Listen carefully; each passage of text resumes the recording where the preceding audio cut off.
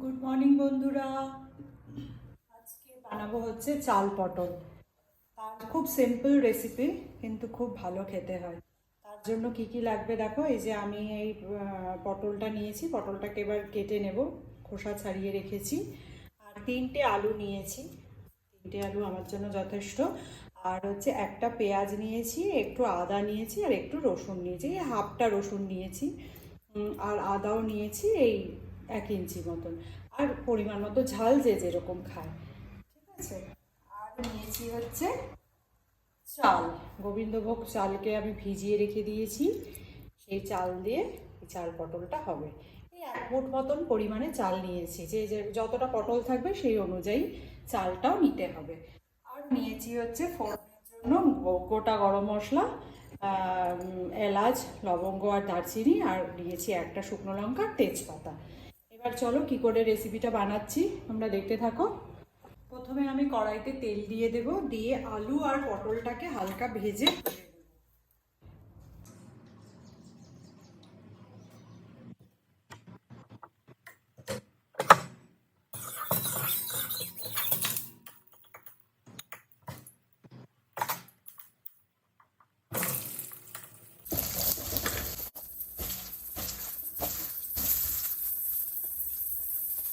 অল্প নুন দিয়ে দেবো, অল্প হলুদ দিয়ে দেবো, অল্প ভেজে নেবো। দেখো বন্ধুরা, এই লাল লাল করে আমি পটলটাকে ভেজে নিয়েছি। এবার আমি পটলটাকে তুলে নেবো। ওই পটল আলু ভাজা তেলের মধ্যে দেবো, দিয়ে মশলা করবো।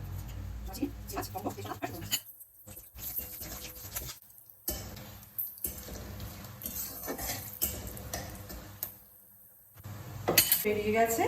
এবার আমি ওই বাটা মশলাটা এর মধ্যে দিয়ে দেখো, মশলাটা মোটামুটি একটু কষা হয়েছে, মশলার কাঁচা গন্ধটা চলে গেছে। এবার আমি এর মধ্যে দিয়ে দেবো ওই ধুয়ে রাখা চালটা।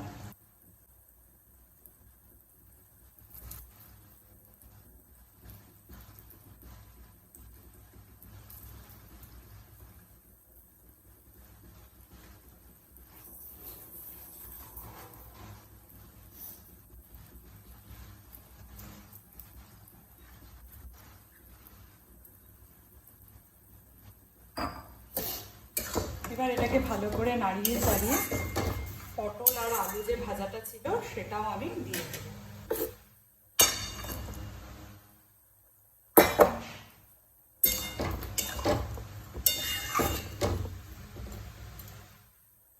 দিয়ে টমেটো আমি একটাকে কুচি করে রেখেছি, সেটাকেও দিয়ে দেবো। দিয়ে এবার আমি ঢাকা দিয়ে রেখে দেবো। ওটা একদম সিমে করে আঁচটাকে ঢাকা দিয়ে কিছুক্ষণ রেখে দেবো। 5 মিনিট পরে আমি এটাকে আবার উল্টে দেখবো। দেখো বন্ধুরা, মশলা দিয়ে, চাল দিয়ে, পটল দিয়ে সব সুন্দর করে সেদ্ধ হয়ে গেছে। এবার আমি একটু বাটিতে করে গরম জল করে রেখেছি, সেই গরম জলটা এর মধ্যে দিয়ে দেবো।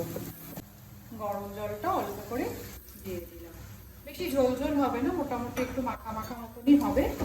তোমরা যদি ঝোল ঝোল করতে চাও ঝোল ঝোলও করতে পারো।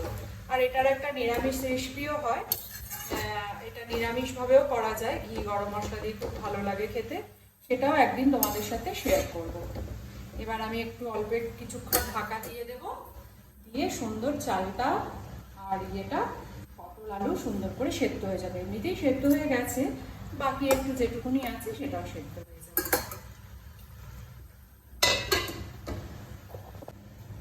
দেখি এবার এটা আমি সরিয়ে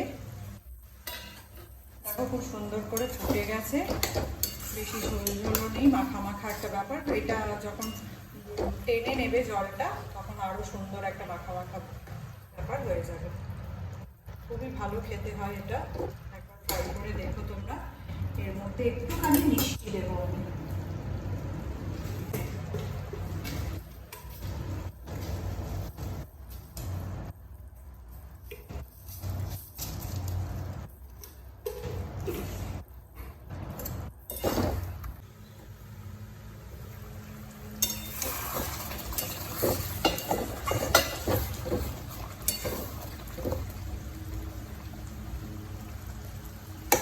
খুব সুন্দর করে সব সেদ্ধ হয়ে গেছে।